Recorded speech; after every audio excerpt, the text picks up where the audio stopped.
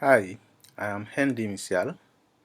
I'm going to show you how to create in Python a GUI calculator application.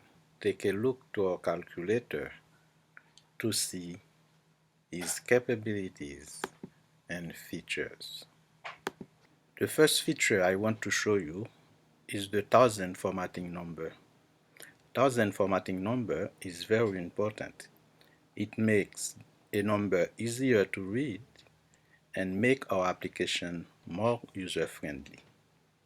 For example, as we key, comma appears as thousand separator. And also, if we delete the last digit, the thousand formatting still applies. Another great feature is our display expression. As we build our expression, it shows up to our screen. For example, this number plus 48, 171. The next feature I want to show you is the clear button. It holds two functionalities, the clear button and the backspace button. And the right one is displayed accordingly to the context.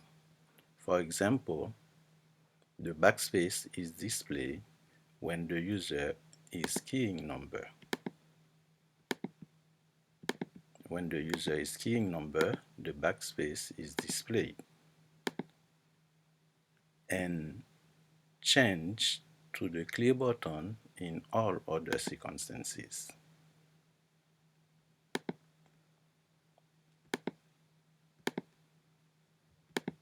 This calculator is capable of computing decimal number too. Let's try to compute two decimal number. Let's stay on the dot button.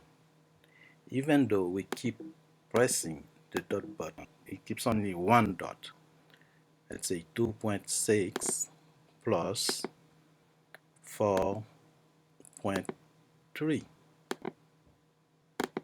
equals 6.9.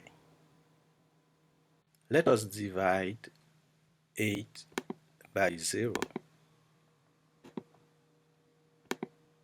Cannot divide by 0. Awesome. Let's divide 8 by 2. 4. Great. Let us explore some of our advanced functions. The square root of 81 is 9. We can keep computing the square root. The square root of 9 is 3. Great. Now let's try the square function. Let's say 8 square is 64. You can keep square, keep going, and let's try the factorial function. Factorial 4 is 24. Let's try 0. Factorial 0 is 1. Let's try something that doesn't make sense, like factorial negative 5. Invalid input. We also have a constant pi, which is 3.1415. We can compute with other numbers. 9. That's awesome. I'm going to break down those code on a series of sample videos that will help anyone build step by step this calculator application. To keep it simple and easy, we will start with a standard calculator. In this series, we will focus on creating the user interface and adding some basic functionalities. Let's go now to the Python interpreter to start coding. Let's create a new file to start coding our calculator application.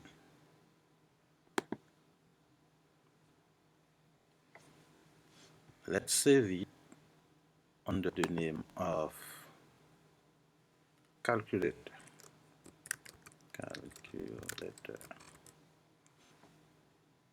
I save it in the folder I call calculator diagram. First, we import the Tkinter module, and module as tk. Tkinter is the built-in module in Python to create GUI. Let's create an instance of Tkinter. We call it root. So tk.tk,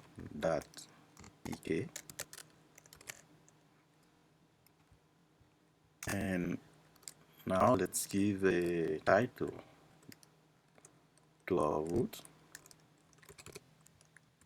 root.title. We call it my calculator.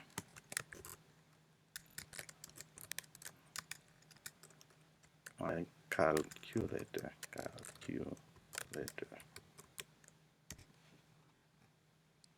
And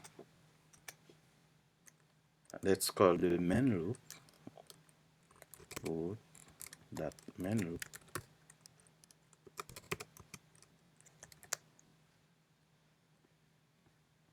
to keep our window running.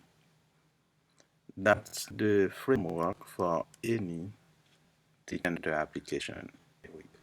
Let's run it. This is our window. This window, we're gonna create all our widgets. Let's start creating a widget.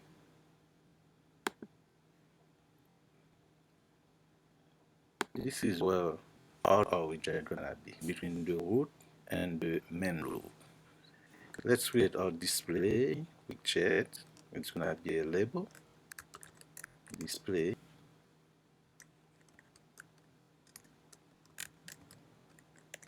Display label. tk that label. The root,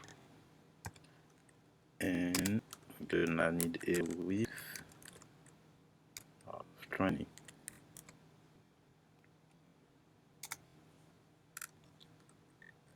And the geometry management we're gonna use is the quill. Display label grid. Gonna position in the row 0, and colon 4. And we're gonna span it, colon span,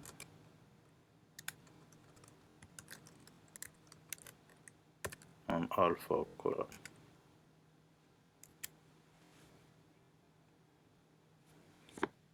Let's try it.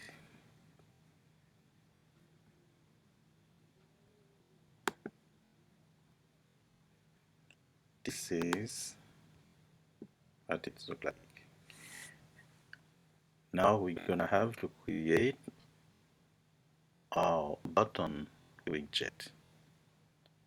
Let's do it. We are going to use a nested list to display our button in the form of rows and columns. Every row in our calculator is a list that holds the text property of our button. Let's name our list button row. Button rows.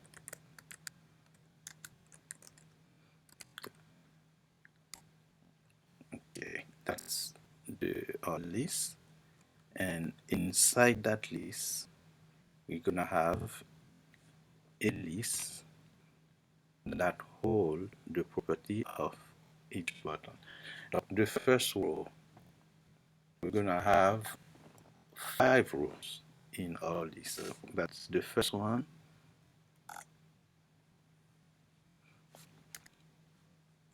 comma, that's the second one, the third one, the fourth one, there's a comma, and that's the last one. Okay, and inside all that list, that's our nested list. Inside that list, we're gonna have 1,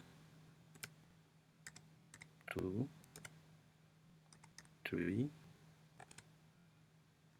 and 4. We have 4 columns.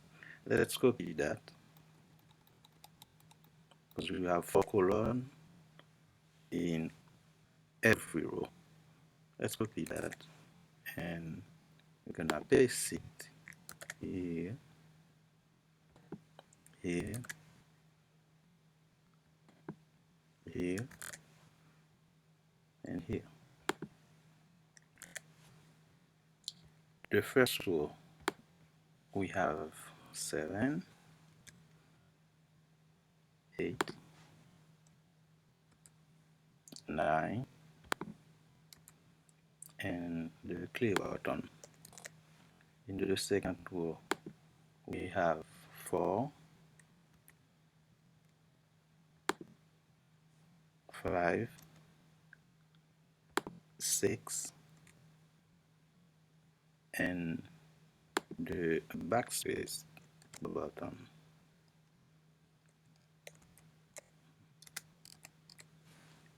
In the list that hold all the properties we're gonna use on our button.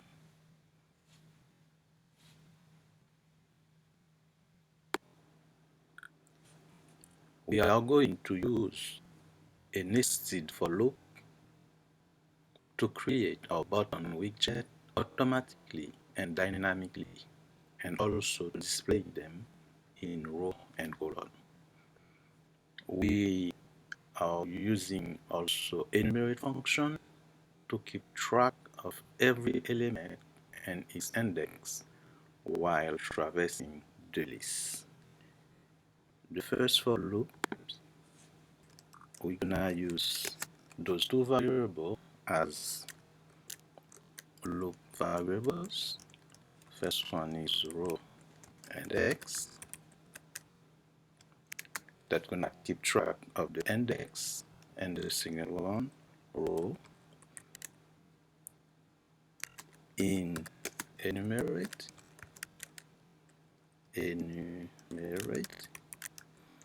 and we pass the list, which is button row.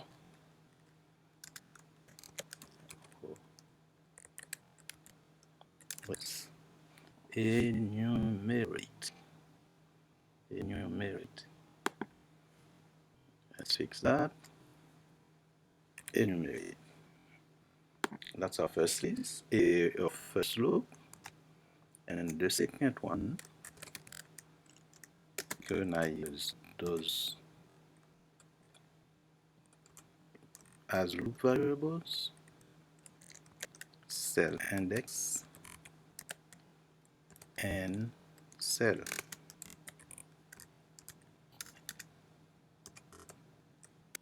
In enumerate, and we pass row. which is each list inside that list. That's our second for loop. And inside those loops, we're gonna create our button widget. CK that button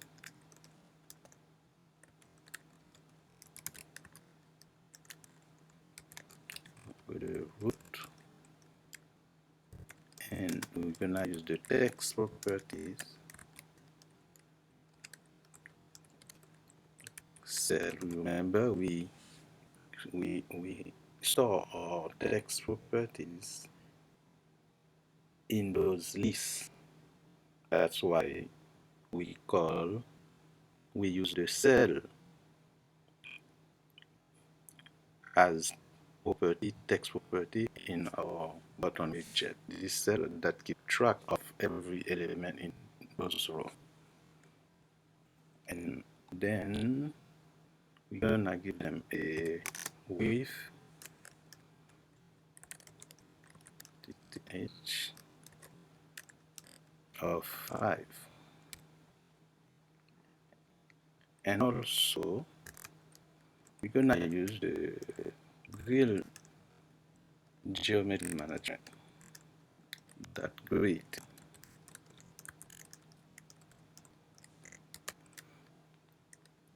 Now we're gonna have to position each button in the right position. We're gonna use row equal row index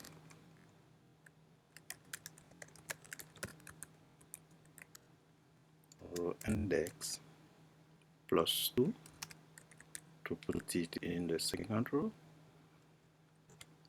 and as a column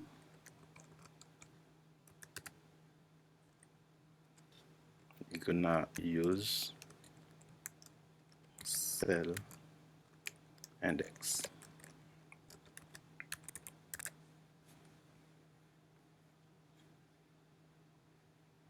Okay, now let's give it a try to see how it looks.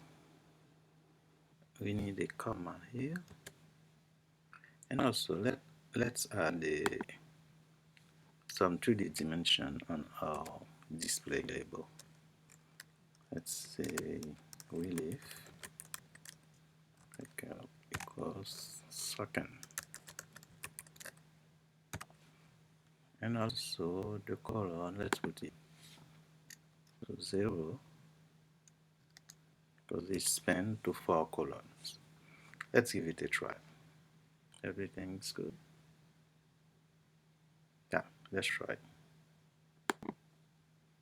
Here we go. That's our calculator interface. Is that awesome? In a few lines, we already have our calculator interface.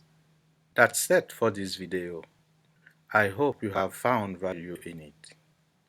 In the next video, we will start adding some basic functionalities. Thank you for watching. Please leave your comment and subscribe.